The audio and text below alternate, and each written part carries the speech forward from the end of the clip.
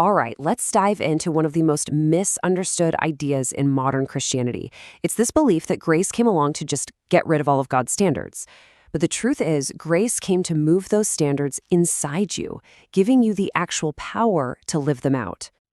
Now, I know that for some people, that statement right there feels a little uncomfortable.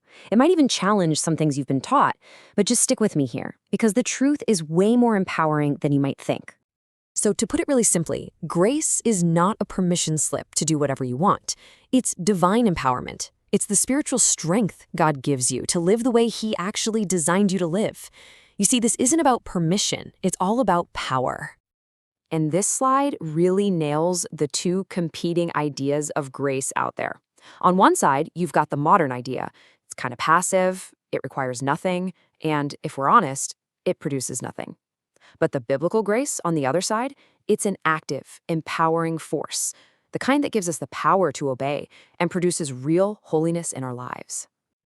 So how in the world did we get here? Let's jump into the heart of this modern confusion about grace and see where things might have gone off track.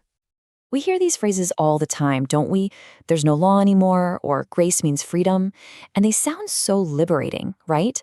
But the problem is they're incomplete thoughts that miss the entire reason why grace brings freedom. And that leads to the one really important question we have to ask. If grace means freedom, what exactly are we being freed to do? Is it just freedom to follow all our own feelings and impulses? Or is it something a whole lot more profound? And just notice the specific language the Bible uses here. It doesn't describe this new life as random or chaotic. It calls it a law, the law of the Spirit of life. Think of it like a new operating system, a new guiding principle that frees us from that old, destructive law of sin and death. So let's take a look at why this whole idea of no law or no rules just doesn't work, not just in our spiritual lives, but in our everyday real lives too. Just think about it for a second. Every single day, you obey rules. You see a yield sign, you obey the traffic law. And the result? You avoid a car wreck. You don't call traffic laws bondage or legalism. You recognize them as principles that bring order and keep you safe. The parallel here is so direct and powerful. If violating the physical laws of the road leads to physical wreckage, why would we ever think that violating God's spiritual laws wouldn't lead to moral and spiritual wreckage in our lives? It's not grace to ignore the warnings, it's just recklessness. Okay, this right here is the big aha moment.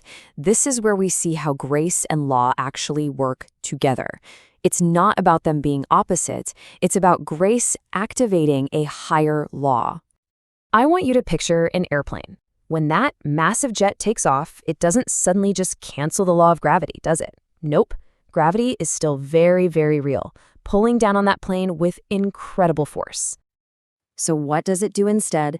It activates a higher law, the law of lift.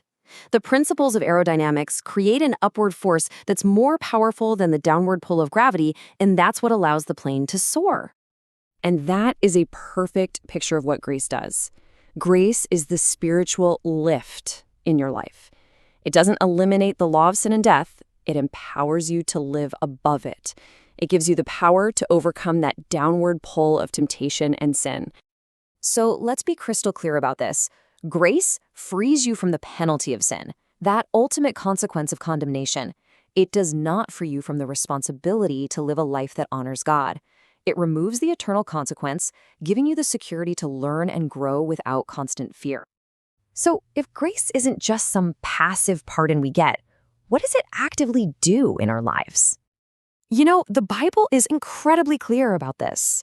It says grace teaches us. It's an active instructor. And its number one lesson is teaching us how to say no to ungodliness and to live differently. If our experience of grace isn't teaching us to say no to the wrong things, we're really missing its purpose. Think of grace as your divine personal trainer. A trainer isn't just there to watch you fail. No, they're actively teaching you, training you, and instructing you in how to live a godly, righteous life. It's hands-on, it's involved, and it's meant to be transformative. This totally redefines obedience for us. It's not legalism that's trying to earn God's favor by keeping a bunch of rules. This is about alignment. Obedience is simply choosing to align your life with how God designed it to work best. It's like getting your car's wheels aligned. You do it so everything runs smoother. So, all of this really brings us to the final and most personal question. It's time to turn this from just a cool concept into a moment of self-examination. Because here's what's at stake. A grace that doesn't lead to obedience is a grace that has been stripped of its power. It removes accountability, and when it does that, it actually loses the very power that was meant to keep you free from the grip of sin in the first place. So let's end with this thought. The most important question for a believer isn't simply, am I under grace? If you've put your faith in Christ, the answer is yes. The real, life-changing question is this. Is that grace actively training me? Is it teaching me? Is it changing how I live? Because the grace that saves you is the very same grace that is meant to shape you.